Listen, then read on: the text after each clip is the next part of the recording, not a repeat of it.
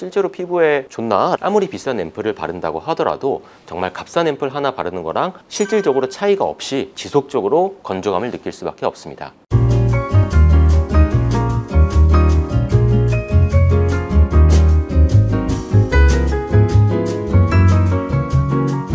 안녕하세요. 청담리트 의원 김재림입니다. 오늘은 많은 분들이 말씀하시는 피부 속건조에 대해서 좀 말씀을 드리려고 하는데요. 내가 피부가 겉은 촉촉한데 속은 좀 따갑다, 아니면 뭔가 겉으로 만져볼 땐 굉장히 건조한 느낌은 아닌데 속이 계속 따갑거나 당기거나 불편하다, 그리고 내가 어떤 수분크림 앰플을 발라도 이게 잠깐만 개선될 뿐이지 나아지지 않는다, 이런 분들이 보통 우리가 속건조라는 말씀을 많이 하는데요. 오늘은 이거를 어떻게 해결하고 원인이 무엇인지, 그리고 집에서 어떻게 발전시킬 수 있는지에 대해서 알아보도록 하겠습니다. 우리가 건조감, 속건조 이런 얘기를 할 때 먼저 피부의 보습에 대해서 한번 살펴볼 필요가 있어요. 피부는 기본적으로 우리가 아무리 화장품이나 수분 크림을 발라준다고 하더라도 이렇게 위에서 수분을 계속 충전시켜 주는 것이 있고, 피부에서 수분이 날아가지 않도록 하는 것을 위해서 피부의 장벽이 얼마나 기능하는지, 이런 것들이 복합적으로 작용을 하게 되는데요. 다시 말해서 피부 안쪽에 수분이 충분하냐, 그리고 이 수분을 충분히 잘 가둬둘 수 있을 만큼 피부 장벽이 튼튼하게 제 기능을 하고 있느냐, 이렇게 보시면 되겠습니다. 그래서 만성적인 속건조가 있다라고 하는 분들은 대부분 보면 피부 장벽 자체의 기능이 약화되어 있어요. 예를 들어서 피부 장벽에 만성적인 염증이 있다던가, 속건조가 있는 분들 중에서도 굉장히 민감성 피부인 분들이 많이 계실 텐데요. 이게 가장 대표적인 예 중에 하나입니다. 피부 장벽이 약해져 있기 때문에 수분은 계속 소실되니까 속건조를 느끼고, 동시에 피부는 장벽의 보호 기능을 제대로 하지 못하니까 조금만 온도차든 어떤 화장품의 제품이든 또는 어떤 원인 모를 알러지 물질이든 간에 이러한 것에 영향을 받아서 피부가 굉장히 민감하게 반응하는 것, 이것이 피부의 만성적인 염증 또는 피부 장벽의 악화라고 보시면 될 것 같습니다. 그래서 화장품을 바를 때 수분크림이나 내가 좋은 앰플을 발랐는데도 건조감이 해결되지 않는 것은 속 건조가 아니라 겉의 건조감을 잠시 보습 제품으로 채워준 것에 불과하고, 나의 피부 장벽의 기능이 무너져 있다라고 하면 지속적으로 속건조가 반복될 수밖에 없는 구조입니다. 예를 들어서 패딩을 입고 있는데 몸이 아무리 따뜻하다고 하더라도 패딩이 정말 얇아버리면 내 체온이 계속 추위에 날아가서 계속 추울 수밖에 없는 것처럼, 이 패딩 자체, 피부 안쪽에 수분을 보호하는 장벽이 튼튼해지도록 하는 것이 속건조의 해결책이 된다라고 보시면 되겠습니다.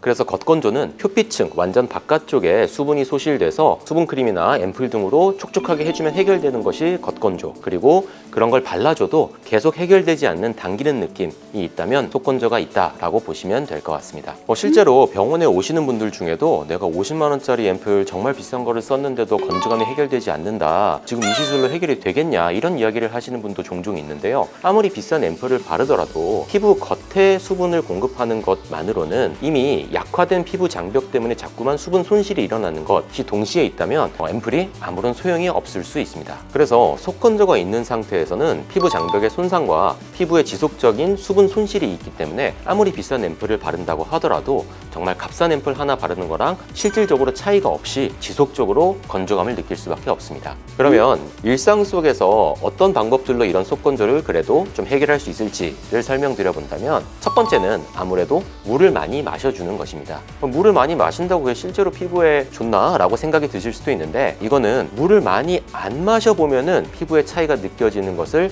바로 알 수 있습니다. 보통은 물을 마신다라고 하면 하루에 약 1.5리터 정도를 보통 말씀드리는데, 이 1.5리터를 한 번에 당연히 벌컥벌컥 마시는 게 아니라 실제로는 조금씩 자주 소량을 반복해서 마시는 것이 가장 좋고요. 반대로 이 물을 뺏어가는 이뇨작용을 하는 카페인, 술 이런 것들은 굉장히 안 좋게 됩니다. 실제로 저도 병원에서 이제 진료를 하면서 아침에 커피 한 잔, 점심 먹기 전에 한 잔, 그리고 오후에 한 잔, 또 어떤 날은 퇴근 전에 또 한 잔 마시기도 하는데요. 이렇게 커피를 많이 마시면서 물을 섭취를 안 할 때에는 오후 한 4-5시 정도가 되면 피부가 굉장히 건조하고 푸석하고, 심지어 모공도 약간 넓어져 있고, 물론 보통 바쁜 날이니까 고생하니까 그럴 수도 있겠지만 그런 거를 실제로 보게 되거든요. 그래서 요새는 커피를 많이 마실 때는 항상 물을 한 컵씩 또 같이 마셔주려고 노력을 하게 되는데, 비록 좀 화장실을 좀 자주 가게 된다고 하더라도 피부를 위해 위해서는 물을 많이 마시는 것이 정말로 중요합니다. 두 번째는 미스트를 뿌려주는 것인데요. 사실 이 미스트를 직접적으로 뿌렸을 때 건조감 자체가 해결되는 것은 사실 지속 시간이 짧습니다. 또 어떤 때에는 지나치게 환경이 건조하다면 내가 미스트를 뿌리면 이 뿌린 수분이 다시 날아가면서 피부의 수분을 빼앗아 가기 때문에 이러한 경우에는 조금 주의를 해야 되는데요. 미스트를 뿌려서 건조감을 일시적으로 해결했다라고 한다면 미스트를 뿌린 후에 이것이 조금 코팅될 수 있도록 다른 수분 크림이나 조금 더 진한 화장품들을 좀 발라주면 훨씬 더 큰 도움이 됩니다.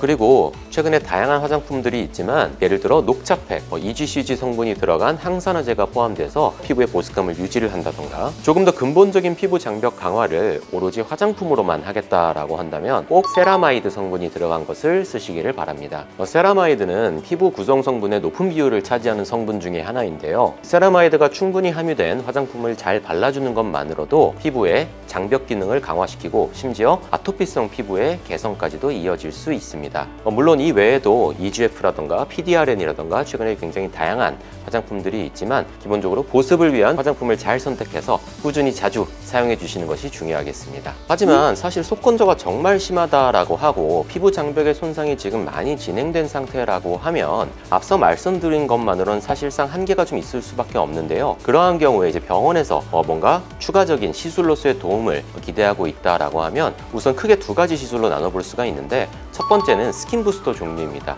스킨 부스터 종류는 대부분 즉각적인 수분에 적용을 하는 히알루론산이 들어있고 또 각각의 제품마다 특징은 조금 다르지만 피부 재생 그리고 피부 장벽 강화를 향해서 제품들이 설계되어 있는데요. 예를 들면 리쥬란 주베룩이나 최근 굉장히 핫한 사람 콜라겐인 리트오, 주브아셀 이런 제품들은 특히나 피부 장벽 강화에 가장 직접적인 역할을 하게 됩니다. 그래서 조금 장벽이 많이 손상돼서 지금 당장 어떤 피부 장벽에 보충이 필요하다라고 하면 인체 콜라겐 제품인 리트오나 주브아셀을 추천드리고요. 내가 그 정도는 아닌데 예전보다는 속건조가 좀 심해지는 것 같고 좀 중요한 일정이 다가와서 약간 광도 났으면 좋겠고 미리 항노화를 하고 싶다라고 할 경우에는 주베룩이나 리쥬란을 고려해 보시면 될 것 같습니다. 그리고 이 이외에도 기본적으로 피부 장벽 소실이라는 것은 피부에 함유된 콜라겐이나 엘라스틴 여러 가지 구조물들이 매년 노화에 따라서 조금씩 사라지는 게 가장 중요한 원인인데요. 이러한 콜라겐을 더 자라날 수 있도록 하는 항노화 고주파 시술에 속하는 튠페이스나 써마지 그리고 소프웨이브처럼 진피층을 더 탄탄하게 해주는